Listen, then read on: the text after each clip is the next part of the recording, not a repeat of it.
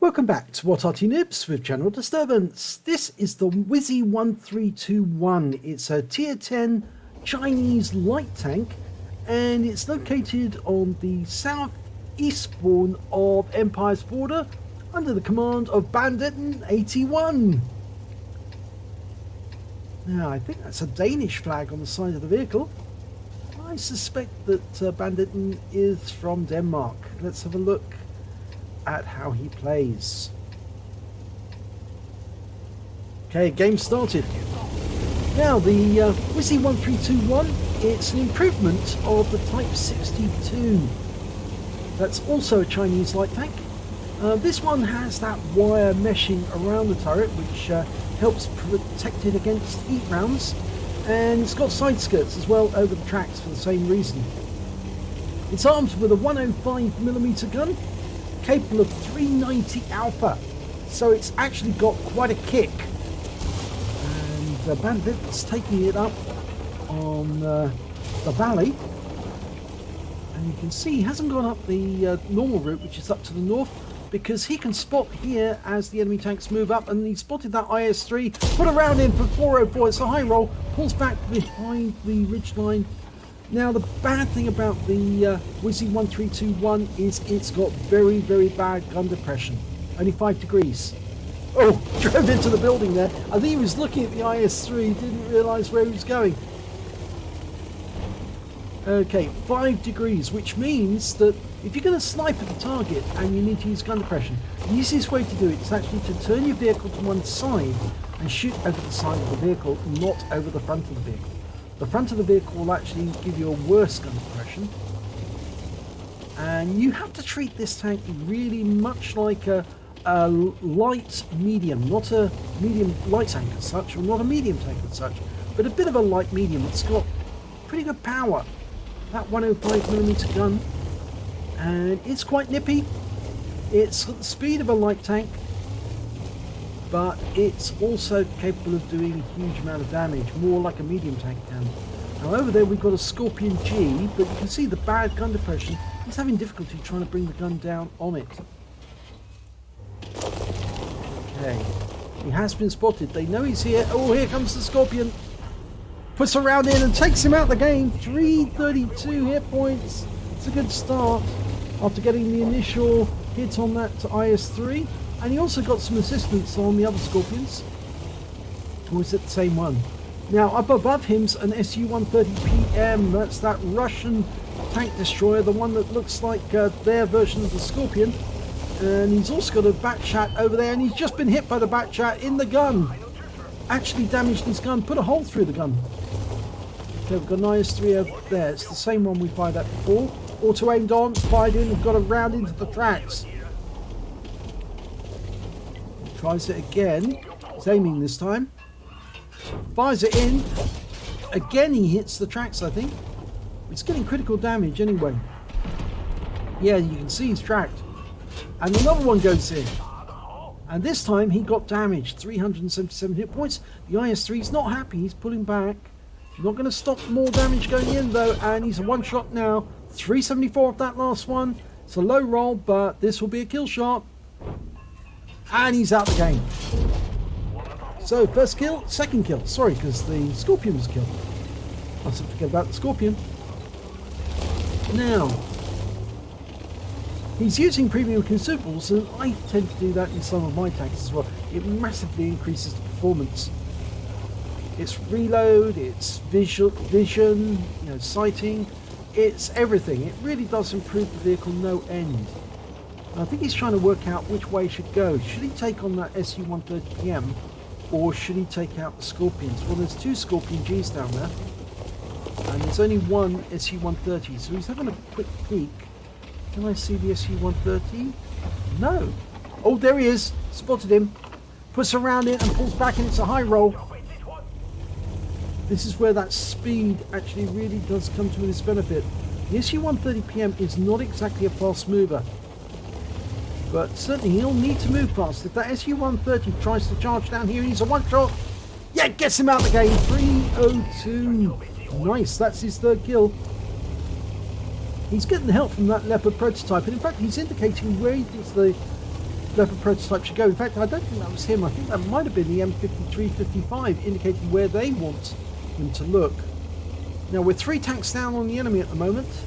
The enemy are actually near our cap area, but they're being defended. And it's an SU-101 ahead of us, and he's looking in our direction. We're going to go down and try and get him. Oh, one-shotted him out, but we disappeared before the enemy can get a shot into us. Using the terrain, using the ground, being creative, trying to stay out of their sight. Okay, slides into the wall to slow down his retreat. There's the enemy Arty. It's the M40. And he takes him out. In fact, I think it was an M43, but... Oh, there's the M53-55. And he got him as well. That's... I believe that's a Pascucci's and his top gun. Yes, it is Pascucci's. Okay, now, where are the others? There's still one light tank, one tank destroyer. Oh, no, one of the light tanks has been wiped out. There's the Leopard prototype, puts a round into him, 429. High roll. Try to maximize your shots. He's going to need 2 shots to take him out. Yeah, is he a one shot? No, he's going to still take one more. And there's the Scorpion G, that's a priority target.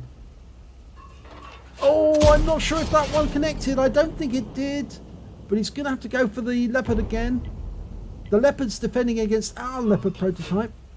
And he gets him this time. Now needs to deal with that Scorpion. 7 kills. If he can get this one, it's a Radley's. The Leopard is up ahead. Oh, just misses the Scorpion G.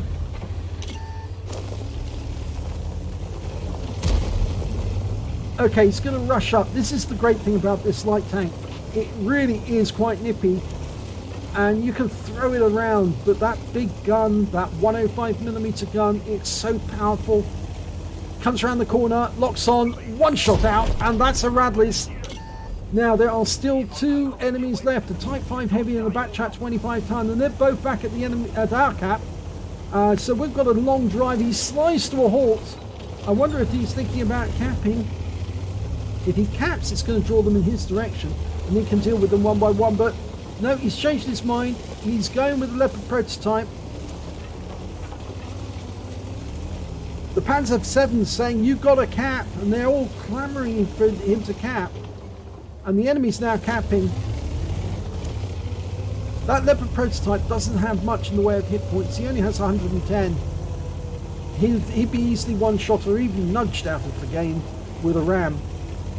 So we're going to have to go in there and try and take them out. Get resets on them. You can see he's sliding all over the place with the speed, and I think he's trying to type as well. Trying to give instructions to the Leopard prototype about how he wants to handle this.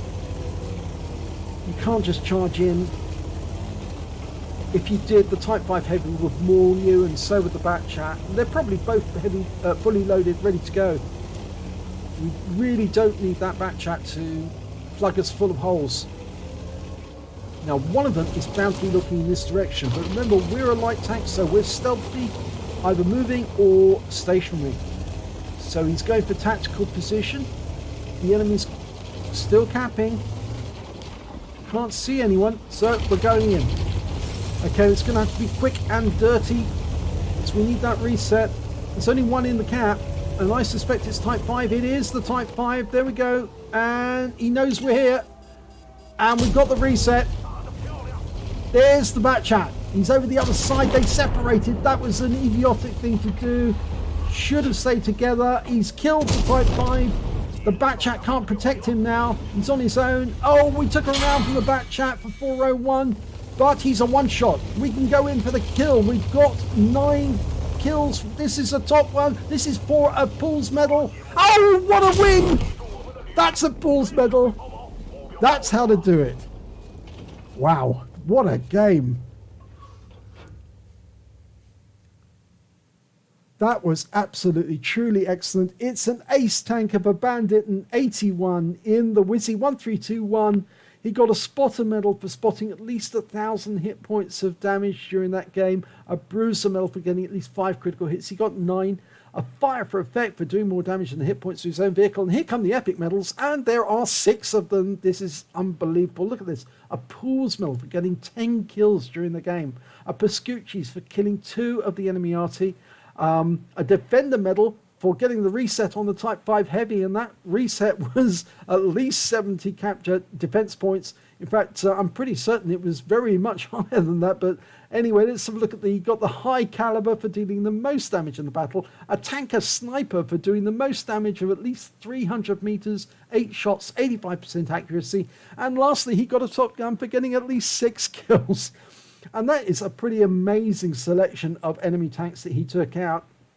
And he handled it very well. It was almost like he was running around there in a go-kart, taking out the enemy tanks. He handled it very, very beautifully. So let's have a look at the team scores. Well, look at that. 5,233 hit points of damage. The next highest score was the Batchat 25 that he took out right at the end. He got 4,305. And then we have to look to the Type 5 Heavy, the other one that he took out, 3,566 hit points to him. But when it came to kills, just look at that. 10 kills. The next nearest guy was the Batchat, and he only had 4. And then after that, the Type 5 Heavy, he had 3. But yeah, that was pretty extensive. He carried that team on his back. When it came to base XP, look at that, 1,282. It really is 50% more than the Leopard prototype, nearly 50% more. But it was an excellent display of how to handle the WZ-132-1. It is quite a difficult tank to actually use because of the bad gun depression, but he certainly did show exactly how you can perform in this. It's on a difficult map as that. Empire's Border is not the easiest map to play, but he certainly made it look very, very comfortable indeed. So let's have a look at detail reports, see how he fared in that. 21 rounds fired, 19 direct hits and 16 penetration. Shows the power of that 105mm gun. He also got 1 splash damage as well. He did damage of 5,233 hit points, of which 1,649 were more than 300 meters. He received 3 hits during that game, 2 penetrations, 1 non-penetration, and he spotted 6 enemy vehicles, damaged 10 of the enemy, killed 10 of the enemy, and did damage assistance of 1,330 hit points. He managed to get 82 defense points, so 12 more than he actually needed to get the Defender. And on the credit side, he earned 68,706 credits, got 34,353 for the personal reserve, and also 34,353 for personal missions payout. And that brought up a total of 137,412, and that's on a standard tank, not premium. After repair and ammunition resupply, and he was frugal with the ammunition, he actually ended up with 91,058 credits from that game, earned 1,923 XP, got ×2 for the first victory of the day, 100% on the personal reserve bonus, and a personal missions payout of 962. He took away 6,731 experience points from that game alone. Yep, that was a fantastic display. It's well worth watching twice, actually, to see how he actually did it. It's through games like this that noobs like myself can actually work out how the experts can play these tanks and get away with such fantastic scores. I'm really impressed with that, and I like that replay. So if you like it, please give it a like and do subscribe to our channel, and hopefully it'll be your replay that I'll be featuring in the next video.